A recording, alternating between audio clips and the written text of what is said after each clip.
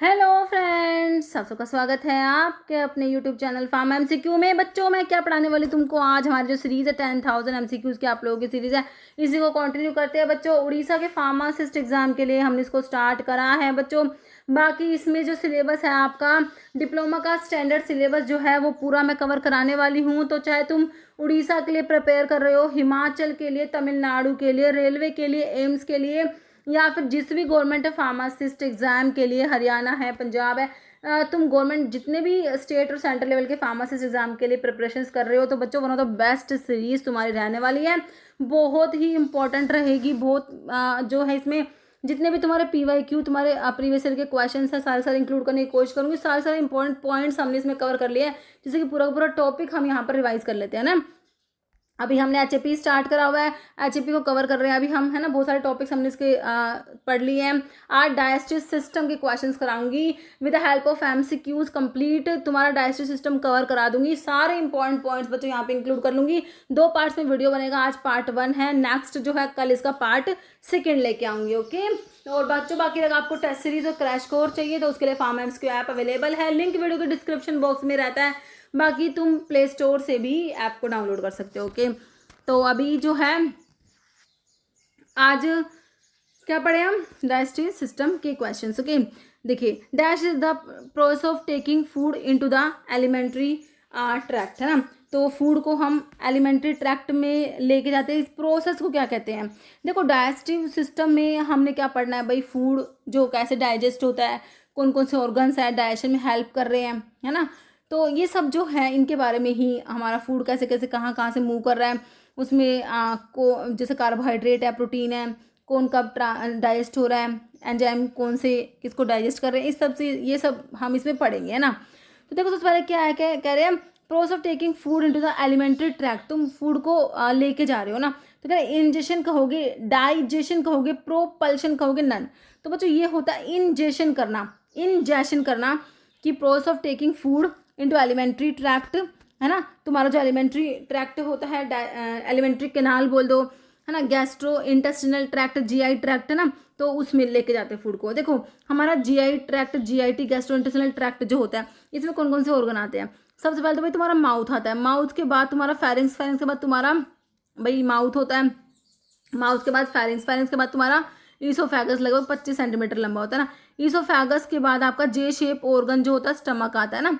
Stomach के बाद जो है, स्टमक के बाद आपका स्मॉल इंटेस्टाइन स्टार्ट हो जाता है बच्चों, फिर लार्ज इंटेस्टाइन होता है ना, लार्ज इंटेस्टाइन होता है, फिर उसके बाद रेक्टम होता है, उसके बाद एनस होता है। ये सब आपके क्या है, GIT के पार्ट्स है बच्चों। अगर तुमसे क्वेश्चन पूछ ले, है ना, कि GIT में कौन कौन से ऑर्गन्स आते हैं, तुम्हें उनके नाम पता होने चाहिए, कौन कौन से ऑर्गन्स आपके GIT में आ रहे हैं, है ना।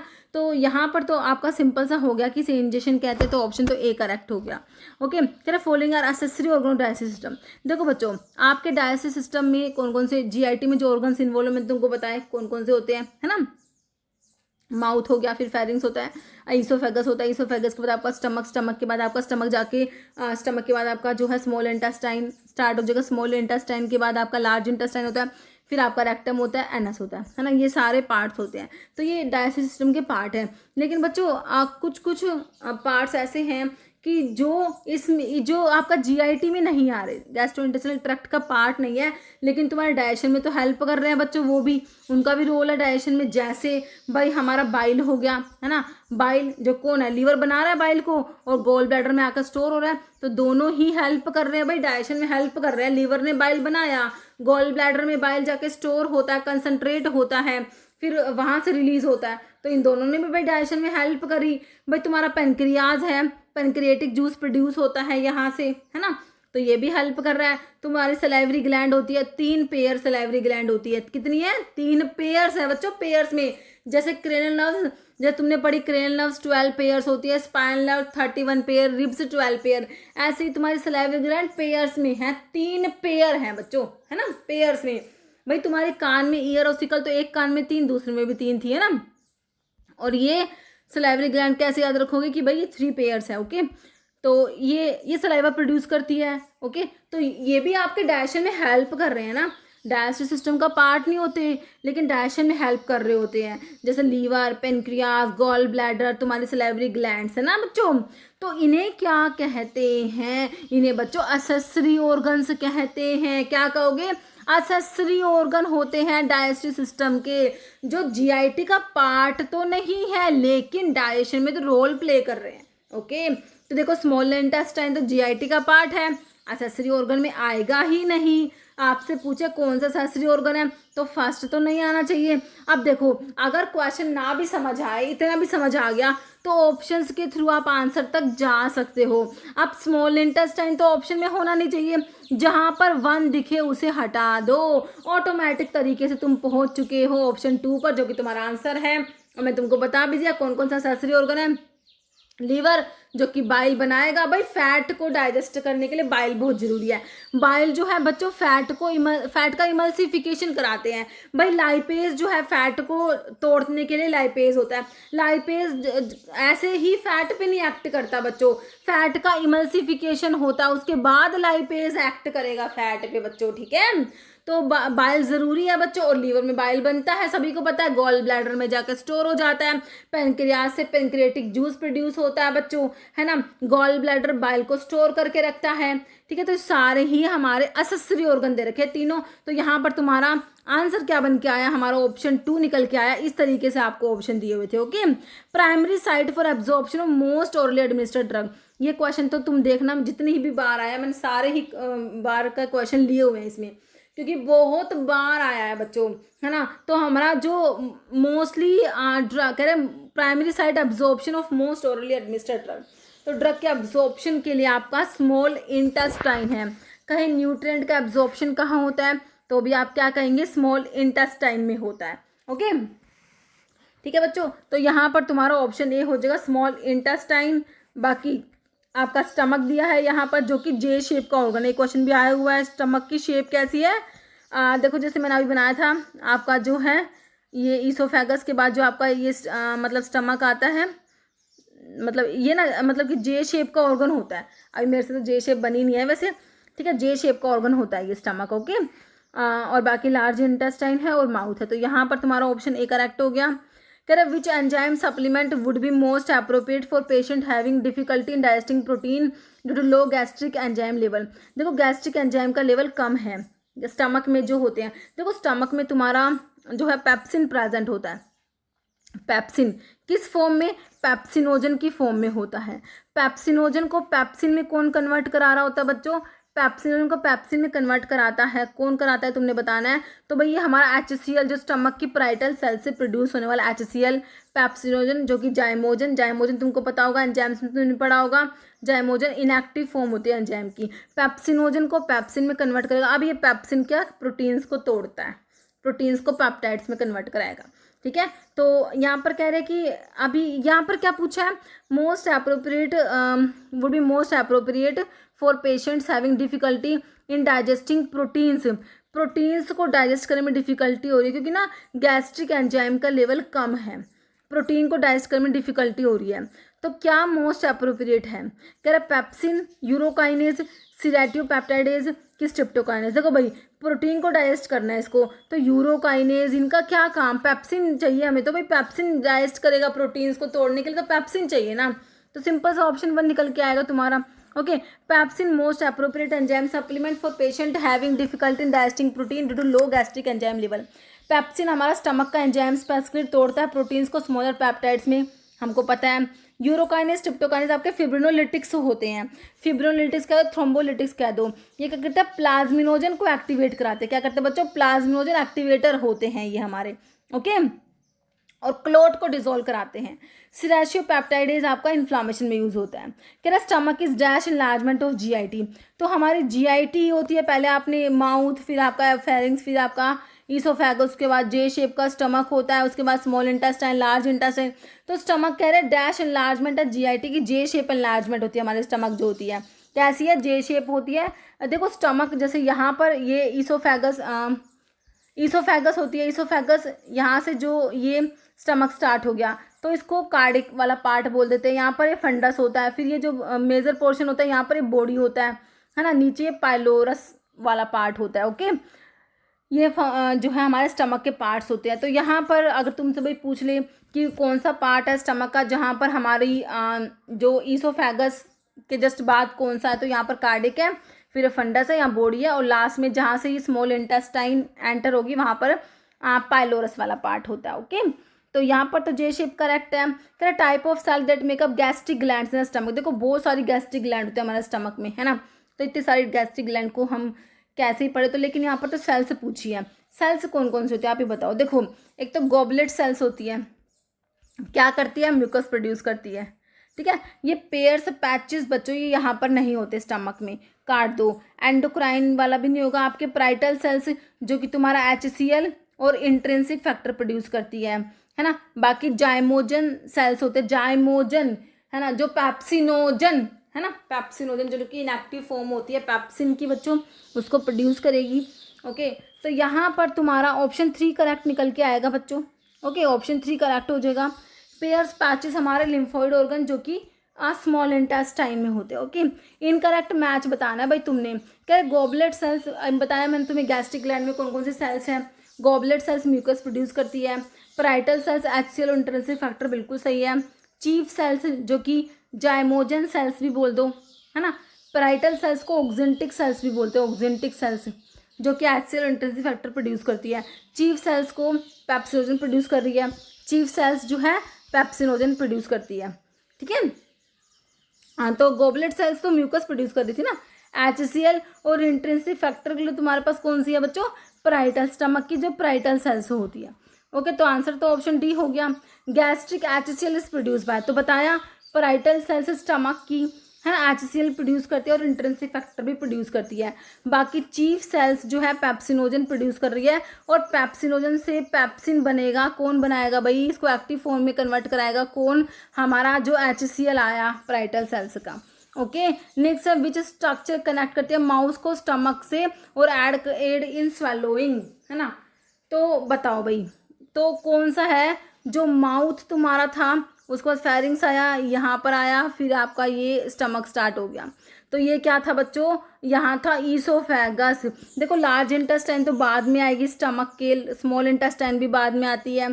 पैनक्रियाज तो आपका GIT का पार्ट नहीं है, बाकी एसेसरी ऑर्गन डाइजेस्टिव सिस्टम के उसमें आ रहा है। तो ईसोफेगस होता है बच्चों, ये इसे फूड पाइप भी कहते हैं। तो ये जो माउथ से आपने फूड को स्वेलो करा है ना, तो वो ना हमने च्यू कर करके उसको फूड को हमने ना एक बॉल बना दी, ठीक है। अब वो बॉल बच्चों यहाँ पे आ रही है, हमने क्या कर दिया, बोलस बना दिया। बोलस बोलते हैं इसको, जब आप स्वेलो करते हो, आपका फूड जब यहाँ पर ट्रैवल यहाँ से आ रहा है ईसोफेगस से, तो बोलस की फॉर्म में है ना। अब वो आएगा तुम्हारा स्टमक में, और वहाँ पर बच्चों इसका ब्रेक डाउन होगा, क्योंकि थोड़ा बहुत तो डाइजेशन हमारे माउथ में सलाइवरी माइलेज ने कर दिया, है ना। बाकी स्टमक में प्रोटीन्स के लिए पेप्सिन है भाई हमारे पास, थोड़ा बहुत, और जो है HCl है हमारे पास। तो यहाँ पर जो फूड का ब्रेक डाउन होगा, तो अब जो फूड तुम्हारा स्मॉल इंटेस्टाइन के ड्यूडेनम में जाएगा यहाँ से, अब उसको बोलस नहीं कहेंगे, अब उसको काइम कहेंगे। काइम, काइम कह दो, चाइम कह दो, जैसे भी तुम बोलते हो उसको, बट स्पेलिंग ये है, ठीक है। तो इसको ये कहा जाएगा। अभी बोलस नहीं रहा, ये चाइम बन गया या फिर काइम बन गया, ठीक है। तो यहाँ पर मैं तुमको क्या बता रही थी, हाँ ये जो है ये ईसोफेगस है, सिंपल सा फूड पाइप बोलते हैं इसको। ऑप्शन 2 करेक्ट है। In digestive system what is the primary function small intestine का। स्मॉल इंटेस्टाइन का प्राइमरी फंक्शन क्या है, ये न्यूट्रिएंट का जो मेन एब्जॉर्प्शन है बच्चों, मेन एब्जॉर्प्शन न्यूट्रिएंट का स्मॉल इंटेस्टाइन में ही होता है। ब्लड का शुगर लेवल रेगुलेट करने के लिए तुम्हारे पास पेनक्रियाज है। पेनक्रियाज जो होता है हमारा हीटेरोक्राइन ग्लैंड होता है। कैसा होता है, हीटेरोक्राइन। एक्सोक्राइन फंक्शन भी परफॉर्म करता है, एंडोक्राइन भी करता है। एक्सोक्राइन के लिए इसमें एसिनर सेल्स है। तुम्हें पता है बच्चों, तुम्हारे पेनक्रियाज में लगभग 98% तो ये जो है एसिनर सेल्स होती है। और एंडोक्राइन फंक्शन के लिए जो आइलेट ऑफ लैंगरहैंस की वो है, वो सिर्फ और सिर्फ 2% होती है बच्चों, पता है, ठीक है। तो एसिनर सेल से पेंक्रेटिक जूस प्रोड्यूस होगा। और एंडोक्राइन जो फंक्शन है इसका, यहाँ पर हम डिफरेंट डिफरेंट हार्मोन्स पढ़ते हैं। अल्फा सेल से ग्लूकागोन, बीटा से इंसुलिन होता है, डेल्टा से सोमैटोस्टेटिन, और पीबी पेंक्रेटिक पॉलीपेप्टाइड सेल्स होती है ना। तो यहाँ पर हम बात कर रहे थे स्मॉल इंटेस्टाइन कि हाँ ब्लड शुगर को रेगुलेट कर दिया हमारे पेनक्रियाज ने, ठीक है। न्यूट्रेंट को एब्जॉर्ब कराने का काम तो मेनली हमारे स्मॉल इंटेस्टाइन का होता है। बाइल स्टोर होगा गॉल ब्लैडर में, बनेगा लीवर में, जाके स्टोर होगा गॉल ब्लैडर में। डाइजेस्ट करना प्रोटीन्स को, तो भाई प्रोटीन्स का डाइजेशन तो हमारा स्टमक से स्टार्ट होता है। स्टमक में पेप्सिन होता है, वो प्रोटीन्स को पेप्टाइड्स में तोड़ता है। ओके, तो यहाँ पर तुम्हारा ऑप्शन 2 करेक्ट है। कह रहे विच एंजाइम डाइजेस्टिव सिस्टम में कौन सा enzyme responsible break down proteins को पेप्टाइड्स में तोड़ेगा। कौन सा एंजाइम है प्रोटीन्स पे एक्ट कर रहा है, पेप्टाइड्स में तोड़ रहा है भाई, ठीक है, बताओ। अमाइलेज, भाई सलाइवरी अमाइलेज होता है पैंक्रिएटिक जूस में, पैंक्रिएटिक अमाइलेज है ना। तो लगभग 30% जो स्टार्च है वो आपका माउथ में सलाइवरी ग्लैंड का सलाइवरी अमाइलेज जो है वो लगभग 30% स्टार्च को डाइजेस्ट कर देता है। बाकी बचा हुआ जो स्टार्च है जो आपका कार्बोहाइड्रेट है उस पर आपका एक्ट करेगा पेंक्रिएटिक अमाइलेज। ओके, तो अमाइलेज ने तो कार्बोहाइड्रेट पे एक्ट करना है, ठीक है। फिर कह रहे हैं लाइपेज, लाइपेज लिपिड्स के लिए है, ऐसे लाइपेज ऐसे लिपिड्स याद रखो, लिपिड्स को तोड़ेगा। लैक्टेज जाके लैक्टोज पे एक्ट करता है ना। पेप्सिन जो है बच्चों स्टमक में जो इनएक्टिव फॉर्म में तुम्हारा पेप्सिनोजन की फॉर्म में पेप्सिन था, पेप्सिनोजन से पेप्सिन बनाया हमारे HCl ने। अब ये पेप्सिन क्या करेगा, प्रोटीन्स को तोड़ेगा पेप्टाइड्स में। तो कार्बोहाइड्रेट तो आपके माउथ से डाइजेस्ट होना स्टार्ट हो गए थे, लेकिन प्रोटीन को डाइजेस्ट करने के लिए माउथ में हमारे एंजाइम नहीं होता, तो इसीलिए प्रोटीन डाइजेस्ट होते हैं तुम्हारे स्टमक में आके। स्टमक में हमारा पेप्सिनोजन की फॉर्म में प्रेजेंट होता है, पेप्सिन इनएक्टिव फॉर्म में प्रेजेंट होता है। ओके, तो यहाँ पर ऑप्शन जो है पेप्सिन करेक्ट है। Function of gall bladder in the digestive process, gall bladder का काम क्या था बच्चों, गॉल ब्लैडर का डक्ट है सिस्टिक डक्ट, याद रखना कौन सा डक्ट है, सिस्टिक डक्ट। गॉल ब्लैडर बच्चों ये क्या करता है, बाइल को स्टोर करके रखता है और कंसंट्रेट करता है बाइल को। रेगुलेट करना ब्लड का शुगर लेवल तो पेंक्रियाज करेगा। प्रोड्यूस करना इंसुलिन को, पेंक्रियाज का एंडोक्राइन फंक्शन है भाई, बीटा सेल्स इंसुलिन प्रोड्यूस होता है। स्टोर करना बाइल को and release it to aid in fat के डाइजेशन के लिए बच्चों, फैट का इमल्सिफिकेशन कराते हैं हमारा, है ना। तो सही है, गॉल ब्लैडर का एब्जॉर्ब करना, न्यूट्रिएंट को एब्जॉर्ब करने का काम आपका मेनली जो है स्मॉल इंटेस्टाइन के पास होता है। तो ऑप्शन 3 करेक्ट है यहाँ पर। Part of digestive system is primary responsible है बच्चों, न्यूट्रिएंट को एब्जॉर्ब कराने के लिए कौन सा पार्ट रिस्पॉन्सिबल है, और कह रहे 20 से 25 फीट लंबा होता है। तो भाई ये तुम्हारी स्मॉल इंटेस्टाइन होती है जो कि इसका काम है मेन न्यूट्रिएंट को एब्जॉर्ब कराना। ओके, बाकी जो है स्टमक तो आपको पता ही है, स्टमक जे शेप एनलार्जमेंट हमारे GIT की, लार्ज इंटेस्टाइन इसोफेगस जो कि तुम्हारे माउथ को कनेक्ट कर रही है स्टमक से, फूड पाइप बोलते हैं इसे। स्मॉल इंटेस्टाइन करेक्ट है।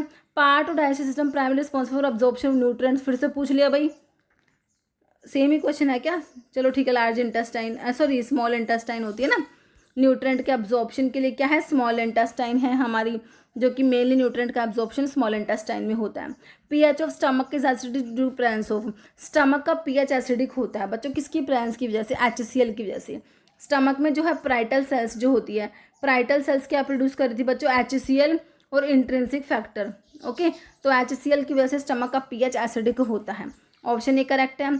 आर सपोज्ड टू स्टिमुलेट करते हैं production and secretion dilute bile fluid, opioids होंगे, डिमल्सेंट है, कोलेरेटिक्स याद रखना इनको बोलते हैं बच्चों, ऑप्शन सी हो जाएगा।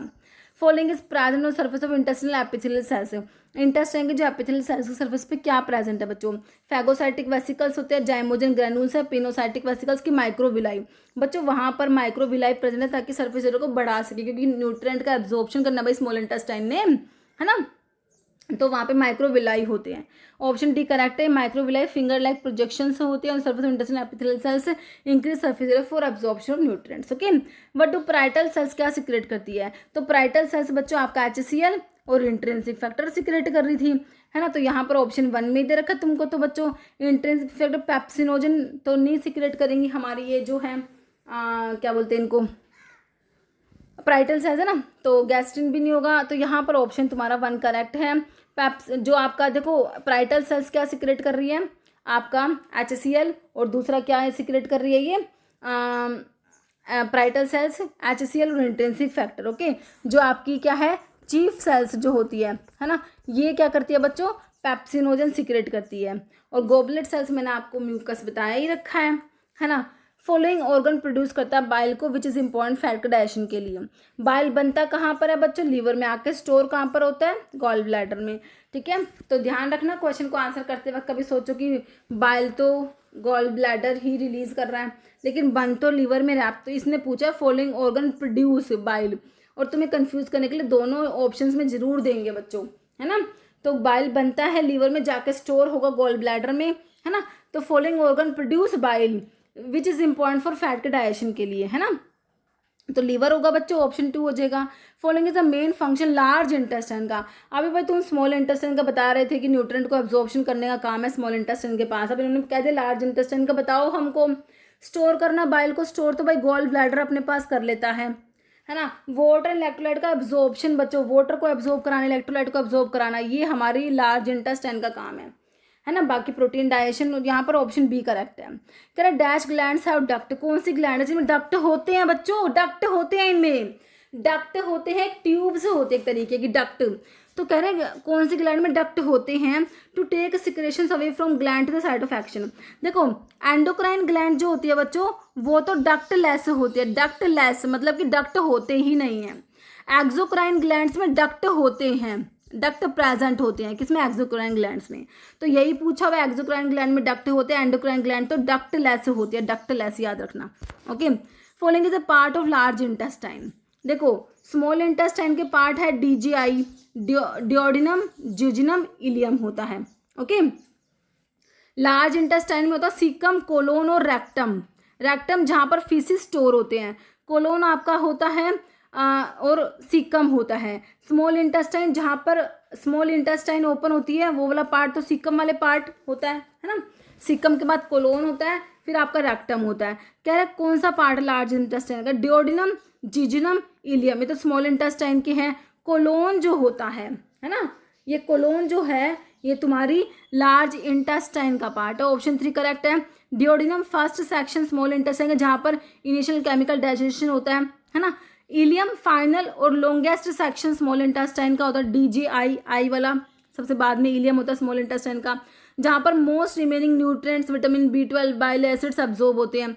कनेक्ट होता है सीकम से, लार्ज इंटेस्टाइन का सीकम वाले पार्ट से। एट द इलियोसिकल वोल्व होता है।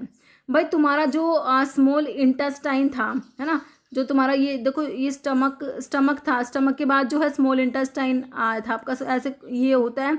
फिर ये जो लार्ज इंटेस्टाइन में ओपन होता है कहाँ पर, सीकम। आपकी लार्ज इंटेस्टाइन ऐसे ऐसे ऐसे ऐसे ऐसे ऐसे होती है, यहाँ पर फिर ये रेक्टम, यहाँ पर एनस, ठीक है। तो आपकी स्मॉल इंटेस्टाइन जो है वो कनेक्ट होती है सीकम वाले पार्ट से, लार्ज इंटेस्टाइन से, यहाँ पर सीकम होता है। ओके, और यहाँ पर एक वोल्व होता है, इलियोसिकल वोल्व उसे कहा जाता है। कौन सा वोल्व होता है बच्चों, इलियोसिकल वोल्व, क्योंकि सीकम वाला पार्ट है यहाँ पर और स्मॉल इंटेस्टाइन का इलियम वाला पार्ट है। ओके, तो इलियोसिकल वोल्व इसे तुम याद कर लेना। ओके बच्चों, और ज्यूजिनम क्या है, डीजेआई, पहले डिओडिनम फिर ज्यूजिनम फिर ileum. Jejunum middle section small intestine का होता है, लोकेटेड बिटवीन द डिओडिनम और इलियम, जहाँ पर most nutrient absorption into blood stream take place. Okay, फिर कह रहे dash is not inactive enzyme precursor present in pancreatic juice. Pancreatic juice आपका पेंक्रियाज से प्रोड्यूस होगा। मैंने तुमको बताया भैया हमारा एसेसरी ऑर्गन है, ये डाइजेशन में हेल्प कर रहे हैं, है ना, क्योंकि पेंक्रियाज एसेसरी ऑर्गन है, डाइजेस्टिव जूस प्रोड्यूस करेगा वहाँ पर डिफरेंट जैसे कि पेंक्रियाज के पेंक्रियाटिक जूस में आपका जो है ये पेंक्रियाज का एक्सोक्राइन फंक्शन मैंने तुमको बताया ना, एसिनर सेल से प्रोड्यूस होता है, एसिनर सेल्स। ओके, कौन से एसिनर सेल्स, लगभग 98% होती है ये, ठीक है। तो कह रहे कि पेंक्रियाटिक जूस जो है बच्चों इसमें पेंक्रियाटिक हमने पढ़ा अमाइलेज भी होता है, पेंक्रियाटिक अमाइलेज, पेंक्रियाटिक लाइपेज भी होता है ना। तो कह रहे नोट इनएक्टिव एंजाइम प्रिकर्सर नहीं है, और बाकी इसमें इनएक्टिव एंजाइम्स प्रेजेंट होते हैं। कौन कौन से होते हैं, कीमोट्रिप्सिनोजन होता है, इससे क्या बनता है, कीमोट्रिप्सिन बनता है। प्रोकार्बोक्सी पेप्टाइडेज होता है, इसमें ट्रिप्सिनोजन की फॉर्म में होता है, फिर इससे ट्रिप्सिन बनता है। लेकिन एंटीरोपेप्टाइडेज बच्चों आपके सक्कस एंटेरिकस में होता है। आप कहोगे सक्कस एंटेरिकस क्या है, इंटेस्टिनल जूस को बोलते हैं। किसको बोलते हैं बच्चों, इंटेस्टिनल जूस को क्या बोलते हो, सक्कस एंटेरिकस।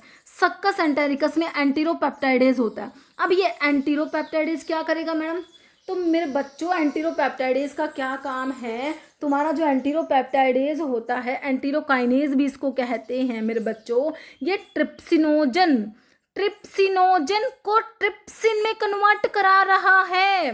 कौन? एंटीरोपेप्टाइडेज या एंटीरोकाइनेज। कहाँ से आता है ये एंटीरोपेप्टाइडेज? इंटेस्टिनल जूस में प्रेजेंट होता है।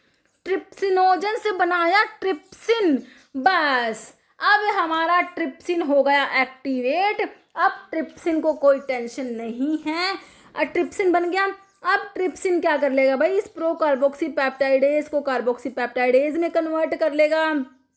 ओके, कीमोट्रिप्सिनोजन से आपका जो है कीमोट्रिप्सिन बना लेगा हमारा ट्रिप्सिन। ओके, एक बार ये एक्टिवेट हो जाए फिर ये इन दोनों को भी एक्टिवेट कर लेता है।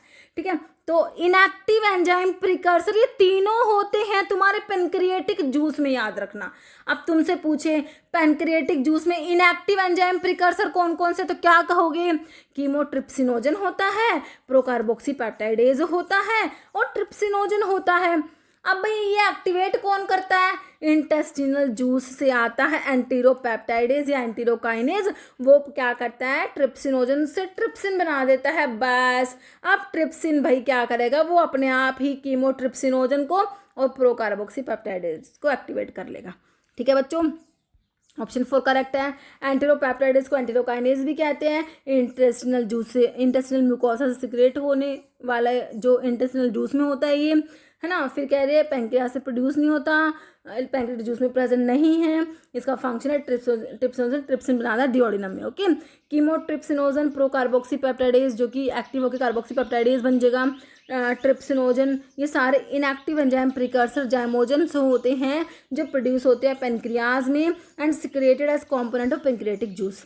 ओके, देखो next, enzyme contained in the intestinal secretion. अब देखो कौन सा है, अभी देखो ये आपके एग्जाम में बना हुआ क्वेश्चन था, है ना। अब हमने इसको अच्छे से एक्सप्लेन करके पढ़ लिया।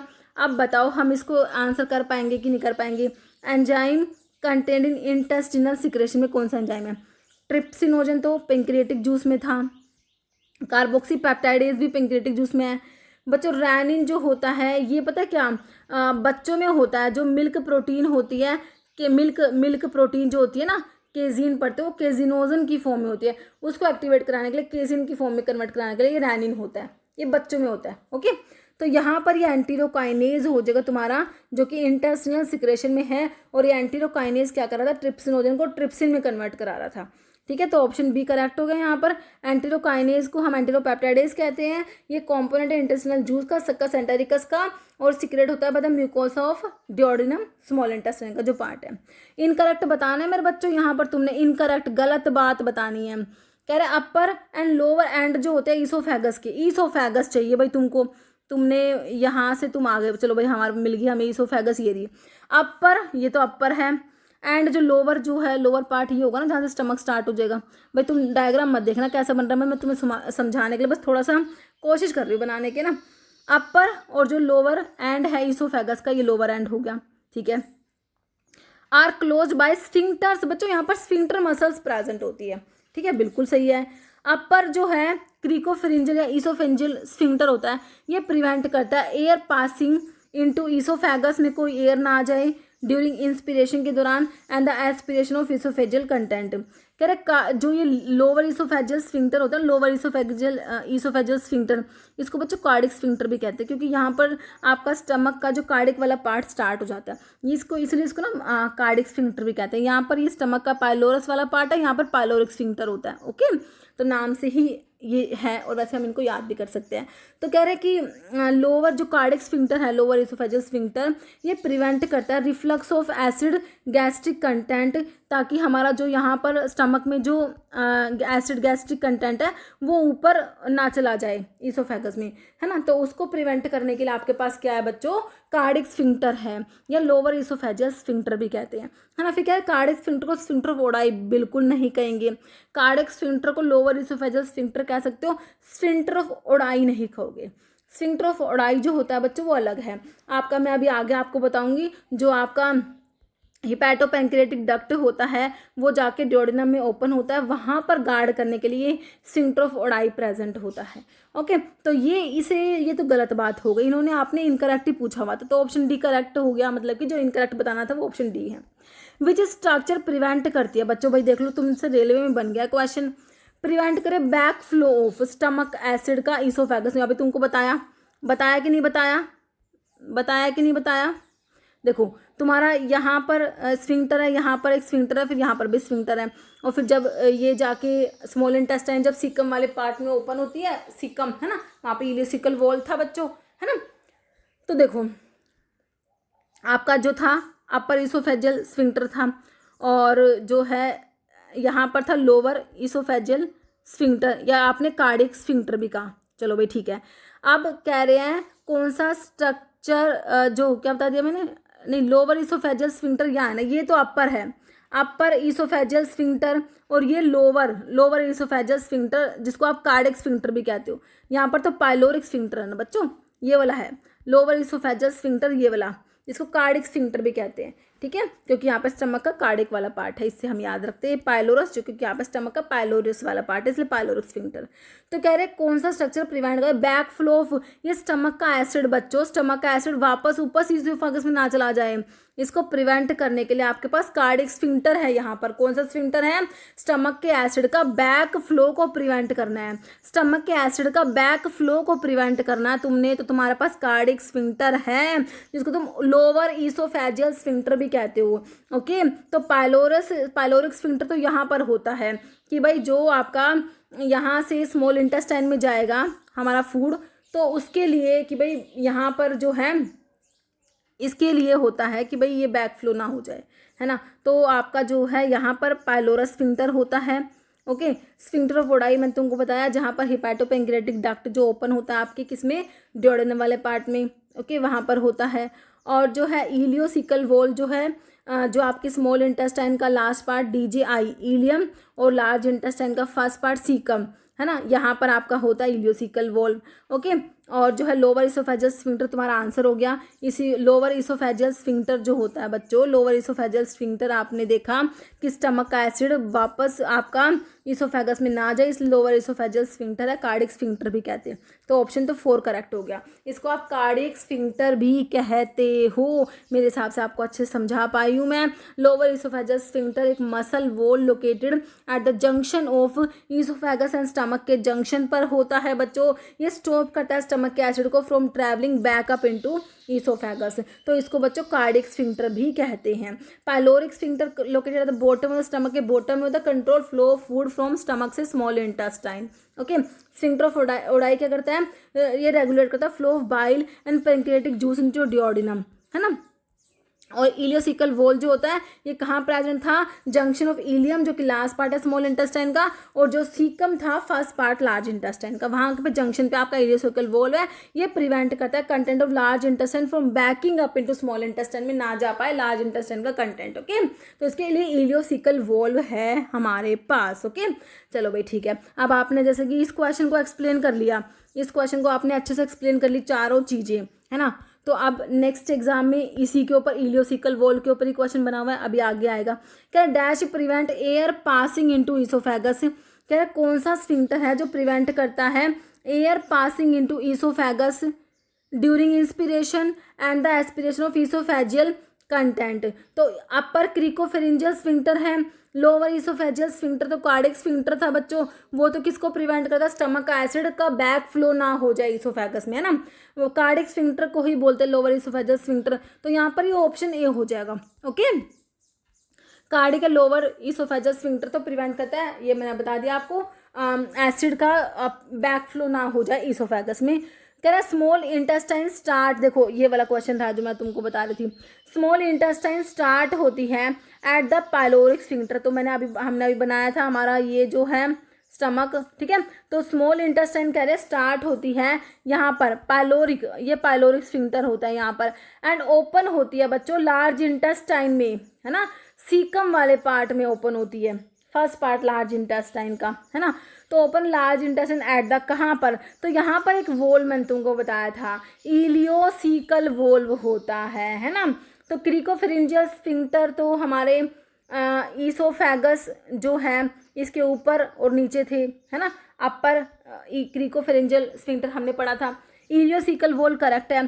कार्डिक स्फिंक्टर तो आपका लोअर ईसोफेजियल स्फिंक्टर को हमने कार्डिक स्फिंक्टर कहा था, तो ये इलियोसिकल वोल्व होता है बच्चों, है ना। स्मॉल इंटेस्टाइन स्टार्ट होती है पायलोरिक स्फिंक्टर से स्टार्ट होती है, ओपन होती है बच्चों लार्ज इंटेस्टाइन में एट द इलियोसिकल वोल। बच्चों ये इलियोसिकल वोल बच्चों ये इंश्योर करता है कि भाई तुम्हारा जो लार्ज इंटेस्टाइन का कंटेंट जो है बैक फ्लो ना हो जाए स्मॉल इंटेस्टाइन में। ओके, ऑप्शन 2 करेक्ट है। Ileocecal valve located at junction between ileum जो कि फाइनल सेक्शन है स्मॉल इंटेस्टाइन का एंड सीकम जो कि फर्स्ट पार्ट है लार्ज इंटेस्टाइन का। कंट्रोल करता है flow of content from small intestine to the large intestine, prevent कर बैक फ्लो को प्रिवेंट करेंगे बच्चों। Cricopharyngeal sphincter top of the oesophagus involve करता है स्वेलोइंग में। Cardiac sphincter lower oesophagus sphincter located between oesophagus and the stomach. Okay, small intestine is continuous, small intestine की बात हो रही है, continuous with the stomach at the pyloric sphincter. बिल्कुल हमने अभी देखा है ना, तो हमारा स्टमक जो था कह रहे स्मॉल इंटेस्टाइन कॉन्टिन्यूअस है, यहाँ पर पायलोरिक स्फिंक्टर था, बिल्कुल है pyloric sphincter leads to the large intestine, और लार्ज इंटेस्टाइन में ओपन होती है, वहाँ पर इलियोसिकल वोल्व होता है बच्चों।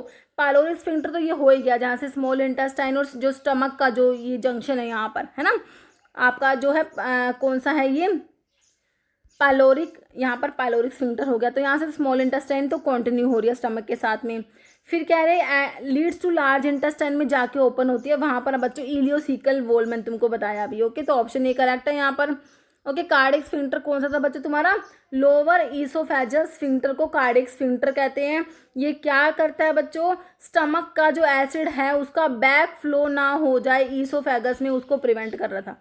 ठीक है, dash regulate the emptying of semi digested food जो कि चाइम होता है। मैंने क्या बताया, चाइम कब होगा बच्चों, जब तुम्हारा देखो तुमने च्यू च्यू करके खाना अपने मुंह में चबा चबा के उसको स्वेलो कर लिया, है ना, तब तो वो क्या था, बोलस था, तुम्हारा ईसोफेगस से गया स्टमक में। अब स्टमक ने उसके ऊपर एक्ट करा, प्रोटीन पैप्सिन था, पैप्सिन्स ने प्रोटीन्स को तोड़ा, है ना। अब जो ये सेमी डाइजेस्टेड फूड बना है इसको हम चाइम कहेंगे जब स्मॉल इंटेस्टाइन में एंटर करेगा। किसकी फॉर्म में एंटर करेगा, चाइम की फॉर्म में। ओके, कह रहा dash regulate the empty of semi digested food chyme from stomach से डिओडिनम में। स्टमक से आ रहा है भाई, तुम्हारा स्टमक से आ रहा है डिओडिनम में, तो यहाँ पे कौन रेगुलेट कर रहा था, पायलोरिक स्फिंक्टर था बच्चों यहाँ पर। तो कौन सा था, क्योंकि ये स्टमक का पायलोरस वाला पार्ट है इसलिए पायलोरिक स्फिंक्टर हमने याद करा, है ना। इलियोसिकल वोल्व कहाँ था, आपके स्मॉल इंटेस्टाइन का DJI इलियम वाला पार्ट और लार्ज इंटेस्टाइन का जो है सीकम वाला पार्ट, इनके जंक्शन पे इलियोसिकल वोल्व था। लोअर ईसोफेजियल स्फिंक्टर को आपने कार्डिक स्फिंक्टर भी कहा, ये क्या कर रहा था, स्टमक के एसिड का बैक फ्लो ना हो ईसोफेगस में उसके लिए है ना, lower oesophageal sphincter cardiac sphincter. तो ये तो आपका आंसर क्या हो गया, चाइम जो है स्टमक से जाएगा डिओडिनम वाले पार्ट में, तो वहाँ पर तो पायलोरिक स्फिंक्टर है बच्चों, तो ऑप्शन तो सी करेक्ट है।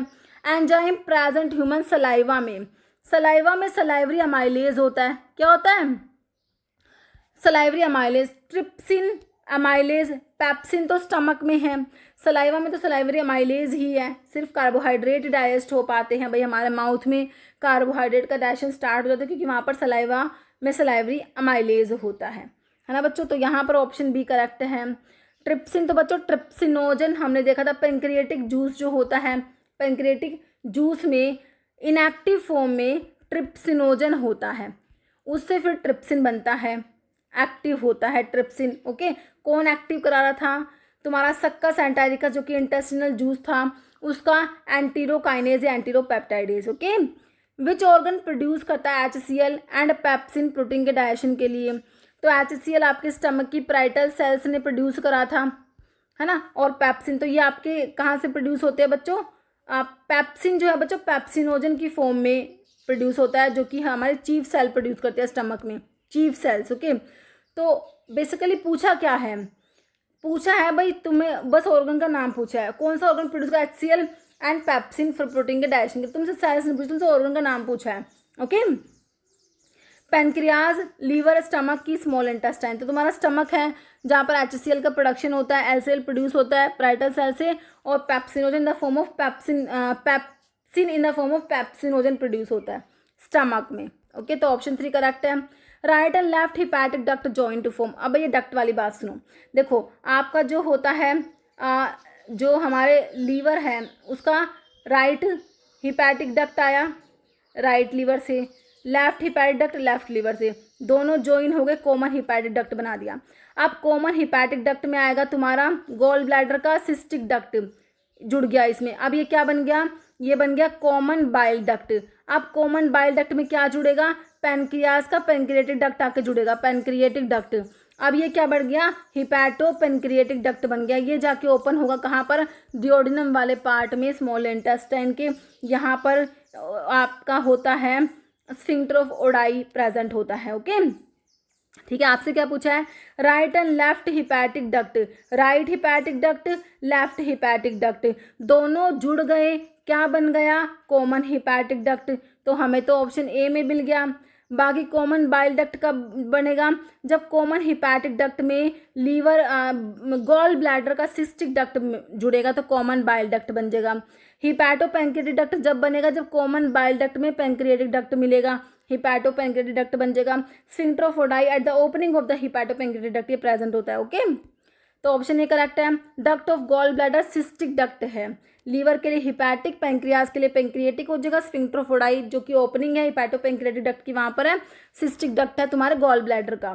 सिस्टिक और हिपैटिक डक्ट कह रहे हैं आपका सिस्टिक डक्ट जो कि गॉल ब्लैडर से आ रहा था और ऊपर से आपके जो है कॉमन हिपैटिक डक्ट आ रहा था, है ना, कॉमन हिपैटिक डक्ट आ रहा है और जो है यहाँ पर ये डक्ट आया हमारा किसका, गॉल ब्लैडर का सिस्टिक डक्ट, दोनों जुड़ गए तो कॉमन बाइल डक्ट हमने बनाया था। क्या बनाया था, कॉमन बाइल डक्ट बना था। ओके, तो ऑप्शन ए करेक्ट है। Hepatic duct join by cystic duct, जैसे कि सिस्टिक डक्ट गॉल ब्लैडर का, cystic and hepatic duct together common bile duct बना देंगे विच पास डाउनवर्ड। फिर क्या जुड़ेगा, पैंक्रिएटिक डक्ट जुड़ेगा at the hepato pancreatic ampulla, opening of the combined duct into the duodenum control by hepato pancreatic sphincter जो कि sphincter of Oddi होता है। Okay, through which structure does common, देखो question बन गया, common bile duct through which structure हमारा common bile duct मैंने तुमको बताया था, है ना। तो हमारा जो है कॉमन बाइल डक्ट आया जो है राइट हिपैटिक डक्ट और लेफ्ट हिपैटिक डक्ट दोनों जुड़े, कॉमन हिपैटिक डक्ट। फिर यहाँ से आया सिस्टिक डक्ट आया, ये इसमें जुड़ा तो क्या बना, कॉमन बाइल डक्ट। यहाँ पैंक्रियाज का पैंक्रिएटिक डक्ट आके जुड़ा और क्या बन गया, hepato pancreatic duct.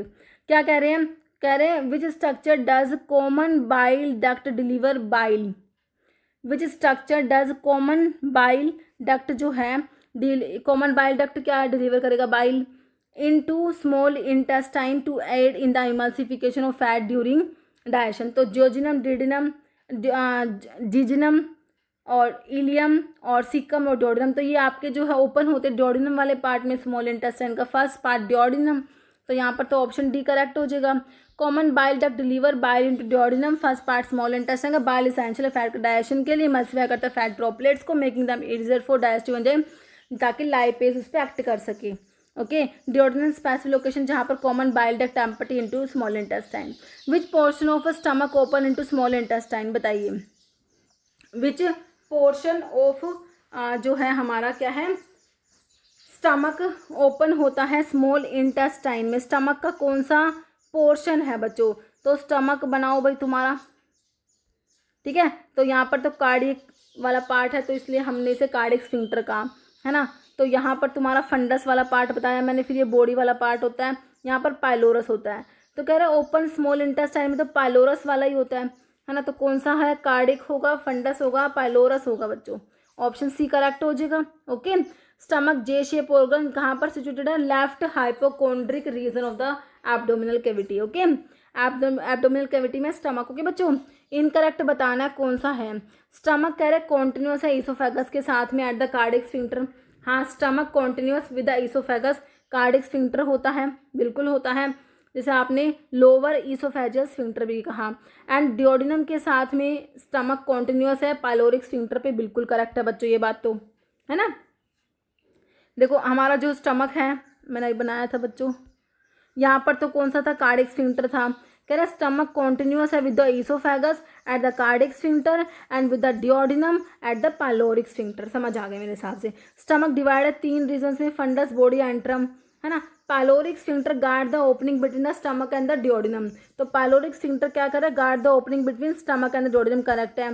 Stomach is bean shape, नहीं भाई जे शेप ऑर्गन है, J shape enlargement of GIT है ये हमारा स्टमक। बीन शेप तो आपकी किडनी होती है बच्चों, ठीक है। तो ऑप्शन डी करेक्ट है। Secretions from gall bladder and pancreas, gall bladder और पैंक्रियाज के सिक्रेशंस रिलीज होते हैं डिओडिनम में थ्रू एक कॉमन स्ट्रक्चर के थ्रू। तुम्हारा गॉल ब्लैडर और जो पैंक्रियाज के जो सिक्रेशंस रिलीज होते हैं डिओडिनम में, जो कि स्मॉल इंटेस्टाइन का फर्स्ट पार्ट है, वहाँ पर रिलीज होते हैं कॉमन स्ट्रक्चर के थ्रू, जिसे हम बोलते हैं क्या, हिपैटोपेंक्रेटिक एम्पुला। पेंक्रेटिक डक्ट तो पेंक्रियाज का पेंक्रेटिक डक्ट जो कि पेंक्रेटिक जूस लेके आएगा। सिस्टिक डक्ट गॉल ब्लैडर का वो बाइल लेके आएगा, है ना। तो यहाँ पर ये कॉमन स्ट्रक्चर जो है वो हिपैटोपेंक्रेटिक एम्पुला हो जाएगा। ओके, तो यहाँ पर ऑप्शन ए करेक्ट है। Correct. Which of the following is incorrect. Intestinal juice के बारे में, इंटेस्टाइन में आपको पता है अल्कलाइन पीएच है, इंटेस्टिनल जूस का अल्कलाइन पीएच होगा, है ना। देखो चारों ऑप्शन है बच्चों, तुम्हें ना ये देखो लास्ट वाला ऑप्शन, ये पीएच देखो 1.8 से 2 हो सकता है क्या, वो भी इंटेस्टिनल जूस का। अरे भैया हमें पता है इंटेस्टाइन का पीएच हमारा अल्कलाइन होगा, है ना। देखो 1500 ml intestinal juice secrete daily by gland of small intestine. Correct है। पीएच 7.8 से 8 होता है बच्चों, बिल्कुल होता है। एंटीरोकाइनेज एंटीरोपेप्टाइडेज हमारे इसमें जो कि इंटेस्टिनल जूस को सक्कस एंटेरिकस कहते हैं बच्चों, इसमें आपका जो है एंटीरोकाइनेज एंटीरोपेप्टाइडेज प्रेजेंट है, जो क्या कर रहा था, ट्रिप्सिनोजन, पैंक्रेटिक जूस में ट्रिप्सिनोजन था, उसको ट्रिप्सिन में कन्वर्ट करा रहा था ना बच्चों, आपने देखा था। तो पीएच भाई 1.8 से 2 तो नहीं होगा, है ना। इतना एसिडिक कहाँ से होगा, तो ऑप्शन डी तुम्हारा होगा, क्योंकि तुमसे इनकरेक्ट पूछा था। कह रहा प्राइटल सेल्स, जिसे आप ऑक्जेंटिक सेल्स भी कहते हो, ऑक्जेंटिक सेल्स कह दो, प्राइटल सेल्स कह दो बच्चों। ये क्या सिक्रेट करती है, प्राइटल सेल्स, है ना, ये तुमने बताना है। तो प्राइटल सेल्स से हमारा जो HCl और इंट्रिंसिक फैक्टर सिक्रेट होता है। ओके, ऑक्जेंटिक सेल्स या प्राइटल सेल्स जो है ये HCl या इंट्रिंसिक फैक्टर सिक्रेट करती है, याद रखना है। पेप्सिनोजन जो है बच्चों चीफ सेल से प्रोड्यूस होता है। ओके, यहाँ पर हो, बाकी रैनिन तो तुम्हारा किडनी से प्रोड्यूस होता है, जेजी सेल्स से। तो यहाँ पर ऑप्शन डी करेक्ट है। Following incorrect about pancreatic juice के बारे में, कह रहे पेंक्रेटिक जूस एंटर करता है duodenum at the hepatopancreatic ampulla. Correct है। इनएक्टिव एंजाइम प्रिकर्सर ट्रिप्सिनोजन होते हैं, कीमोट्रिप्सिनोजन प्रोकार्बोक्सीपेप्टाइडेज होते हैं, बिल्कुल होते हैं। अमाइलोज और लाइपेज एब्सेंट थोड़ी ना होते हैं, प्रेजेंट होते हैं भाई। पेंक्रेटिक अमाइलेज भी होता है, पेंक्रेटिक लाइपेज भी होता है। पेंक्रेटिक जूस एक्सोक्राइन फंक्शन है, पेंक्रियाज का जो एसिनर सेल्स होती है ना, वहाँ से प्रोड्यूस होता है पेंक्रेटिक जूस। ओके, बिल्कुल सही बात है। तो हमारा तो ऑप्शन सी हो गया यहाँ पे करेक्ट है ना, हार्मोन प्रोड्यूस बाय पेंक्रिया। तो मैंने बताया पेंक्रिया जो हेटेरोक्राइन होता है बच्चों, हेटेरोक्राइन ऑर्गन है। एक्सोक्राइन फंक्शन भी परफॉर्म करता है, एंडोक्राइन भी करते हैं, है ना। तो एक्सोक्राइन में एसिनर सेल्स होती है, वहाँ से हमारा जो है पेंक्रेटिक जूस प्रोड्यूस होता है। एंडोक्राइन फंक्शन में आइलेट ऑफ लैंगरहैंस की सेल्स होती है, वहाँ से अल्फा से आपका ग्लूकागोन, बीटा से इंसुलिन, डेल्टा से सोमैटोस्टेटिन, एक पीपी पेंक्रेटिक पॉलीपेप्टाइड सेल्स होती है। ठीक है, तो पेंक्रियाज कौन सा हार्मोन प्रोड्यूस करेगा, इंसुलिन, बीटा सेल्स से। ओके, ऑप्शन ए करेक्ट है। Pepsin act mostly effective eight pH, pepsin stomach में होता है भाई, पैप्सिन से पैप्सिन किसने बनाया, HCl ने। अब भाई स्टमक का पीएच कहते हो एसिडिक होता है HCl की वजह से, तो पैप्सिन स्टमक में क्या कर रहा है, प्रोटीन्स को पेप्टाइड्स में तोड़ रहा था। इसका मतलब क्या है भाई, वो इसके एसिडिक पीएच पे ही काम करता है, तभी वो स्टमक में प्रोटीन्स को तोड़ रहा है पेप्टाइड में। एल्कलाइन इतना पीएच तो है ही नहीं भाई हमारे स्टमक में। ऑप्शन तो क्या बन जाएगा, 1.5 से 3.5 पीएच पर हमारा पैप्सिन एक्ट करेगा। ओके, डिओडिनम कहाँ पर है, आपके स्मॉल इंटेस्टाइन का पार्ट DJI, डिओडिनम होता है, फिर जिजिनम, फिर इलियम होता है। सबसे पहले डिओडिनम होता है। डिओडिनम कहाँ पर सिचुएटेड है, upper most part small intestine का, लंग्स के पास नहीं होगा, ब्रेन में या फिर एंडोथेलियल एंड ऑफ इंटेस्टाइन। तो ऑप्शन तो ए हो गया, है ना। Optimum pH for the activity salivary amylase, saliva में सलाइवरी अमाइलेज के लिए क्या पीएच चाहिए भाई, 1.5 से 3.5 तो नहीं होता, इतना एसिडिक नहीं होता। 5.8 से 7.4, 6.8 या नन। तो ऑप्टिमम पीएच पूछा है वो 6.8 हो जाएगा सलाइवरी अमाइलेज के लिए। फिंगर लाइक प्रोजेक्शंस जो इंक्रीज कर रहे हैं surface area for absorption in small intestine, तो ये फिंगर लाइक प्रोजेक्शन से क्या होती है बच्चों, विलाई होती है ना। सीलिया तो बच्चों मूवमेंट जैसे कि जैसे आपके रेस्पिरेटरी ट्रैक्ट में होते हैं, म्यूकस को एक्सपेल करने के लिए। रुगी जो होती है स्टमक में होती है बच्चों, ये है ना, फोल्डिंग से होती है स्टमक में, रुगी बोलते हैं इनको। तो यहाँ पर ये विलाई होती है हमारी सरफेस एरिया बढ़ाने के लिए, क्योंकि न्यूट्रिएंट का एब्जॉर्प्शन का स्मॉल इंटेस्टाइन में बच्चों। लेंथ ईसोफेगस का मैं तुमको बताया, फूड पाइप कहते हो, 25 सेंटीमीटर लंबी होती है। ओके, ऑप्शन डी करेक्ट है। फॉलोइंग पैंक्रियाटिक एसिनर सेल्स, बच्चों ये एक्सोक्राइन फंक्शन है पेंक्रियाज का, और बच्चों लगभग 98% होती है एसिनर सेल्स बच्चों पेंक्रियाज में, ठीक है। और सिर्फ 2% आपकी वो होती है आइलेट ऑफ लैंगरहैंस वाली, ठीक है, जो कि एंडोक्राइन फंक्शन है उनका। तो ये pancreatic acinar cells pancreatic juice produce कर रही है। इंसुलिन ग्लूकागोन, तो बच्चों आपकी जो आइलेट ऑफ लैंगरहैंस वाली अल्फा सेल से ग्लूकागोन, बीटा से इंसुलिन आप लोगों ने पढ़ा हुआ है, तो ऑप्शन तो सी करेक्ट है। Salivary pH range from, salivary pH अभी रेंज पूछी है, तब पहले तुमसे ऑप्टिमम पीएच सलाइवरी अमाइलेज के लिए पूछे थे तो आपने 6.8 कहा, अभी कह रहे हैं रेंज सलाइवरी पीएच के लिए तो 5.8 से लेकर 7.4 तक होती है। ऑप्शन बी करेक्ट है। Okay, breakdown of carbohydrate start होता है सिक्रेशन ऑफ, तो कार्बोहाइड्रेट का बच्चों डाइजेशन आपके माउथ में सलाइवरी अमाइलेज के साथ ही स्टार्ट हो जाता है। स्टमक जो है वहाँ पर आपका कोई भी अमाइलेज नहीं होता, वहाँ पर तुम्हारा प्रोटीन को तोड़ने के लिए पेप्सिनोजन की फॉर्म में, इनएक्टिव फॉर्म में पेप्सिन है। Okay, salivary gland saliva produce कराएंगी, तो breakdown of carbohydrate start with secretion salivary glands correct है बच्चों। पैंक्रियाज में पैंक्रियाटिक जूस है और स्मॉल इंटेस्टाइन, ठीक है, तो यहाँ पर ऑप्शन बी करेक्ट है, क्योंकि हमारा स्टार्ट हो गया ना सलाइवरी ग्लैंड के सलाइवरी अमाइलेज के साथ में माउथ में ही स्टार्ट हो गया कार्बोहाइड्रेट का डाइजेशन होना। Okay, pancreatic amylase primary digest, pancreatic amylase जो है वो किसको डाइजेस्ट करेगा भाई, अमाइलेज स्टार्च को डाइजेस्ट करेगा, क्योंकि स्टार्च जो है आपकी माउथ में भी स्टार्ट हो गया, लगभग 30% डाइजेशन माउथ में होगा, बाकी 70% ये पैंक्रियाटिक अमाइलेज कर देगा, है ना। तो प्रोटीन्स के लिए भाई हमारे पास क्या है, प्रोटीन्स के लिए पेप्सिन है, ट्रिप्सिन भी होता है जो कि ट्रिप्सिनोजन की फॉर्म में होता है, फिर एंटीरोकाइनेज को ट्रिप्सिनोजन से ट्रिप्सिन बनाएगा, है ना, बाकी न्यूक्लिक एसिड है, तो यहाँ पर ऑप्शन ए करेक्ट है। Last part of small intestine, तो स्मॉल इंटेस्टाइन डीजीआई याद रखो, डिओडिनम, जीजनम और इलियम, लास्ट पार्ट है इलियम होता है। ओके, तो ऑप्शन बी करेक्ट है, स्टार्टिंग में डिओडिनम होता है, फिर जीजनम, फिर इलियम होता है, तो ऑप्शन बी करेक्ट हो गया। पीएच इंटेस्टिनल जूस बच्चों आपका एल्कलाइन होता है, तो ऑप्शन 1 में ही दे रखा है तुमको एल्कलाइन वाला, बाकी 1 से 2.5 से 1 तो मतलब ही नहीं है, तो ऑप्शन ए ही करेक्ट होगा तुम्हारा। इसको सक्कस एंटेरिकस कहते हैं इंटेस्टिनल जूस को। स्टमक कह रहा है जे शेप डायलेटेड पोर्शन है, एनलार्जमेंट होती है हमारे जीआईटी की बिल्कुल होती है, situated in the epigastric umbilical and dash of the abdominal cavity में होता है, लेफ्ट हाइपोकोंड्रिक रीजन में होता है, राइट में नहीं होता, क्रेनियल कैविटी में तुम्हारा ब्रेन होता है बच्चों, तो ऑप्शन ए करेक्ट है। पीएच सलाइवा इन जनरली तुम्हारा सलाइवा का पीएच कितना, 3 से 5 होगा, 7 से 8, 6.2 से 7.4 है, 5.5 से 6.2, तो 6.2 से 7.4 होता है, ऑप्शन सी करेक्ट है। ओके, एवरेज पीएच 6.8 होता है। Fat is hydrolysed by the enzyme, देखो फैट के लिए कौन सा एंजाइम है, ट्रिप्सिन, तो भाई ट्रिप्सिनोजन से ट्रिप्सिन बना, किसने बनाया, हमारे एंटीरोकाइनेज ने बनाया, जो कि सक्कस एंटेरिकस से आया एंटीरोकाइनेज, उसने ट्रिप्सिनोजन से क्या बनाया, ट्रिप्सिन बनाया। अब ये ट्रिप्सिन क्या करेगा बच्चों, है ना, ये क्या करेगा, आपके जो है प्रोटीन्स जो बने थे हमारे पेप्टाइड्स में उनको फर्दर अमीनो एसिड्स में कन्वर्ट कराएगा, है, तो प्रोटीन्स पे एक्ट करना है इसमें, तो पेप्सिन तो है, पेप्सिन से पेप्सिन बनेगा, वो प्रोटीन्स को तोड़ेगा। अमाइलेज स्टार्च के लिए है हमारे पास, तो यहाँ पर फैट के लिए क्या है, लाइपेज, है ना, fat is hydrolysed bye the enzyme lipase होता है, ऑप्शन सी करेक्ट है। Fat hydrolysed bye enzyme lipase विच जो ब्रेक करेगा फैट को फैटी एसिड और ग्लिसरोल्स में तोड़ देगा, वाइल बाइल हेल्प करता है फैट की इमल्सिफिकेशन में। लाइपेज को एक्ट होने के लिए पहले फैट का इमल्सिफिकेशन करना पड़ेगा बाइल को, फिर जाके लाइपेज एक्ट करता है। ट्रिप्सिन प्रोटीन्स को डाइजेस्ट करेगा, पेप्सिन भी प्रोटीन्स को, और अमाइलेज कार्बोहाइड्रेट को। Okay, following is not correctly match body fluid के पीएच, कौन से मैच नहीं कर रहे, ब्लड का 7.35 से 7.45 आपने पढ़ा है, बिल्कुल सही है। गैस्ट्रिक जूस में बिल्कुल सही, 1.5 से 1.8 बिल्कुल सही है।